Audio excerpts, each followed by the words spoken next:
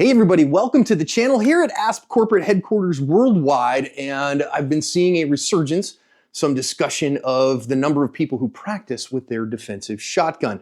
And so today I am going to show you the drills, three things, three practice items that if you do them, I believe you will be 100% proficient as a private citizen for defending your home with a house howitzer. And then I will explain why I think these are the only three that you need to be worried about. The Black Arch Protoss holster is the only hybrid-like holster that I can recommend. It does everything that a holster needs to do, and is great for strong side carry. They're part of our holster consortium. Go check them out at the link in the description. Haven't had the house howitzer on the channel in a little while, and so I'm sure there will be some questions about this. This is my defensive shotgun. This is the one that is actually the homestead gun for Casa de Korea. And so if you want to learn all about it, link is in the description. You can check out this began life as a Beretta 1301 and then had the Eritas catalog dumped on it by Langdon Tactical Technologies. Really good there. I replaced the fore end with a Briley handguard because that's really cool with some G10 rail scales. It has a Salvo 12 on it because I wanted to have the hearing protection on my gun for my defensive my defensive gun for the house. And it also has a Mod Light 18650 on it because light is good and all long guns need a light. And for a sling, it has a Wilderness Tactical 2-point limited stretch sling because the correct number of points on a sling is 2. And I really like the limited stretch Wilderness Tactical sling. Okay, words. We're not gonna talk about all the whys on that. You can go watch the other video if you wanna hear me talk about that. So what I'm gonna do here is I'm gonna tell you the three things, three simple drills, and we will work through them in order that I think are most important.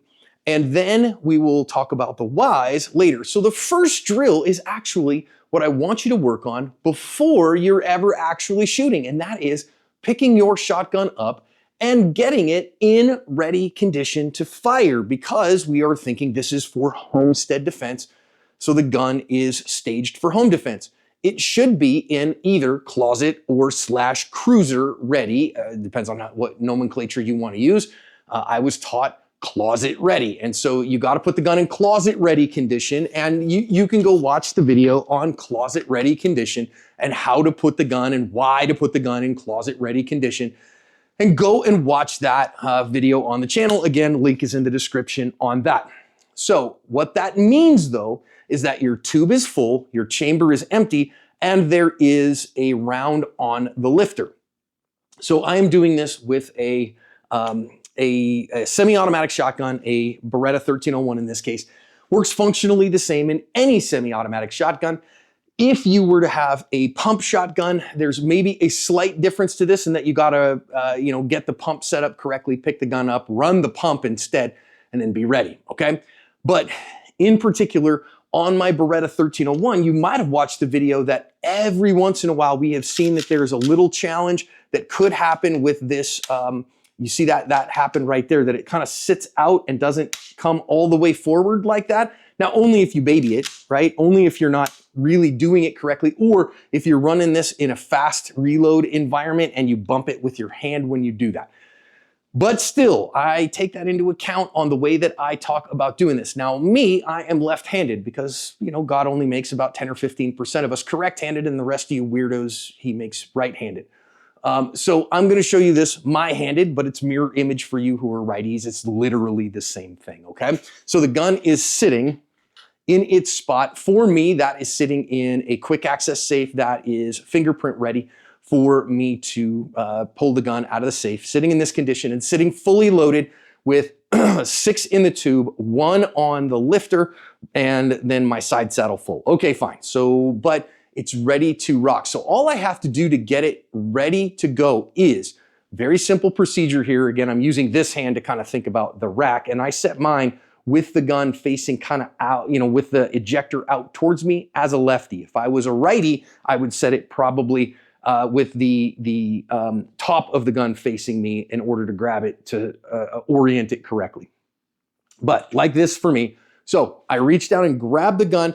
and I grab it where my hand is going to be around the fore end of the gun.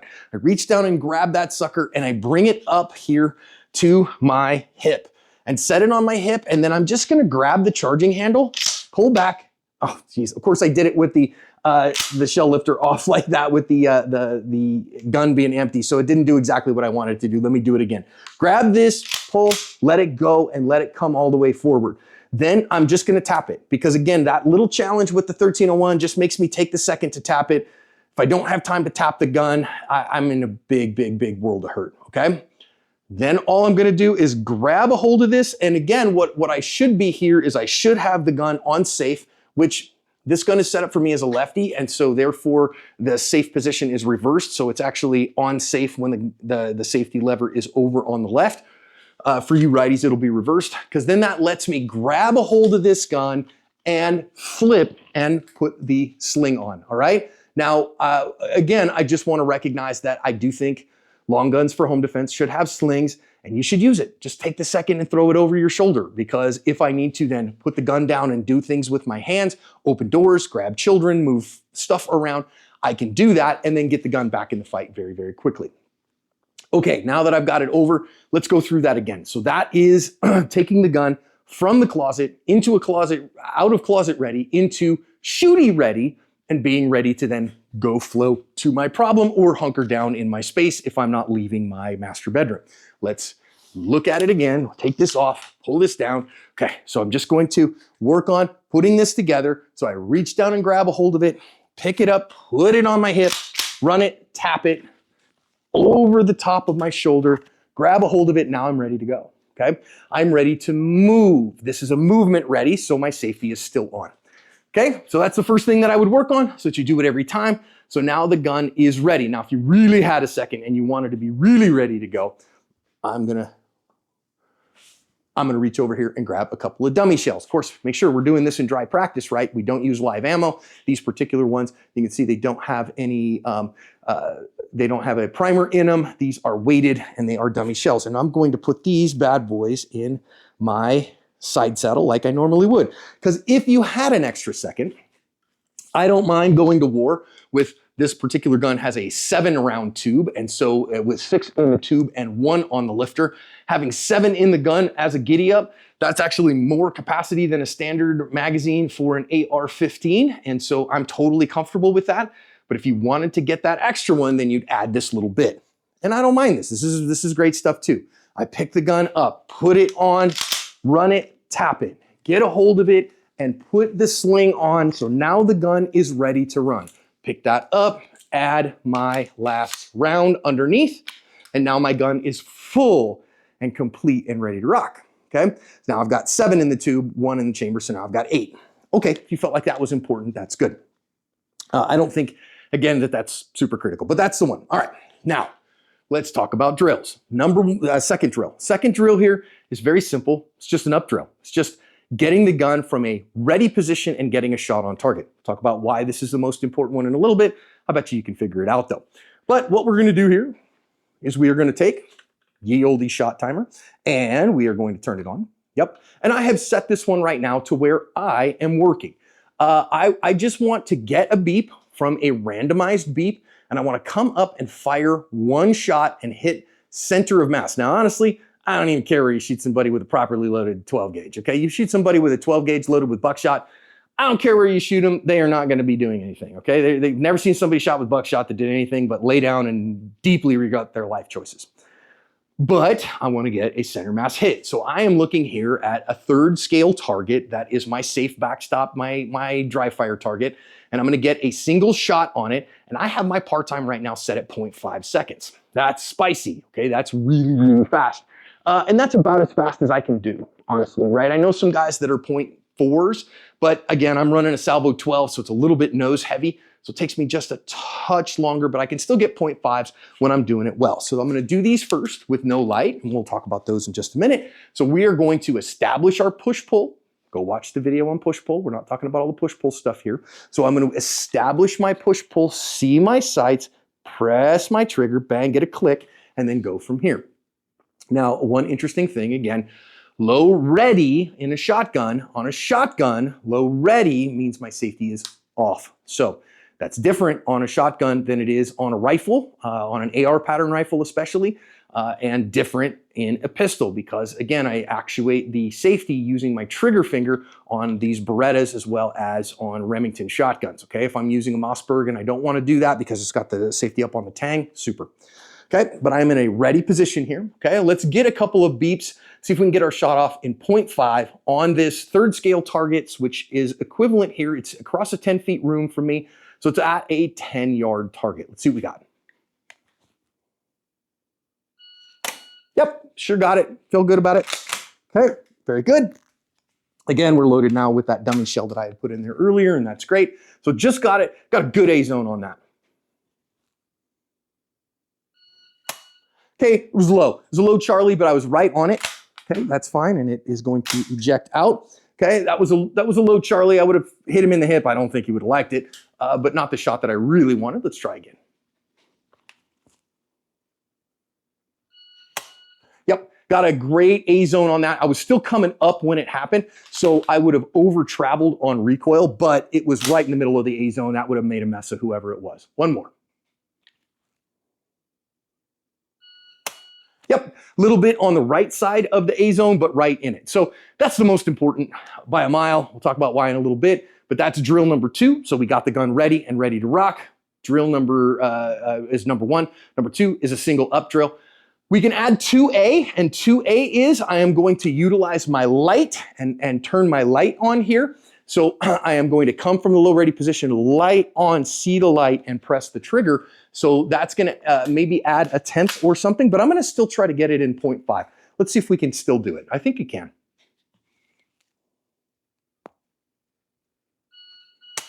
Yeah, I was just maybe a little bit late there. So maybe 0.55, something like that. Let's try that again, but I got good light up and I didn't light ND, so I actuated the light after the beep happened, where I saw something happening, identified it, and sent it off.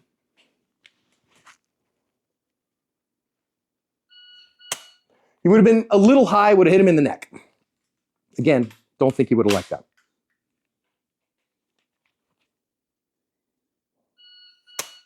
that. Good A zone there, really, really good shot. So there's my drill 2A. Let's talk about drill 3 now. Now drill 3 is the only other one that I would really recommend that you spend any time on, and that is target transition. So I'm gonna hit 1, transition to a second target, press the trigger again. Now, of course, I'm gonna have a dead trigger on that. We don't mind that. This keeps us proficient in a target transition, which could be I missed on the first shot, bad guy moved, and so I gotta get him with a second one, or he brought a subsequent buddy to the fight. That buddy has not hecked off, and so I've gotta get and engage the buddy as well. So let's do a draw and fire 2. We're only gonna try to get the first guy under the 0.5, make that transition as fast as we can. We could, you know, why don't we? What we can do here is set the par time here. Let's see if we can set the par time for a .8. So I'm gonna try to get the first shot on the first guy, transition over and get a trigger press on the second one and try to keep the whole thing under about .8.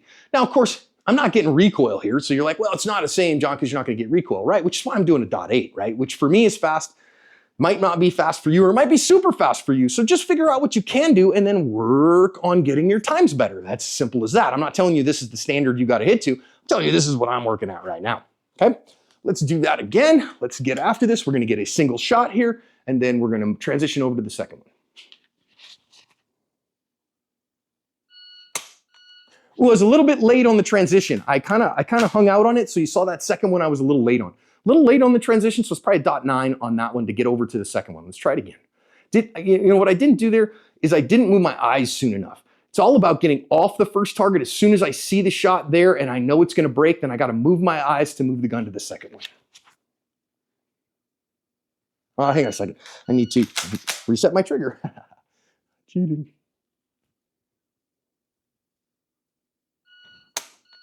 Okay, I was right on it there. Probably the second one would have been a little bit low. Right at it. I felt good about that there. Move my eyes, then move the gun. One more.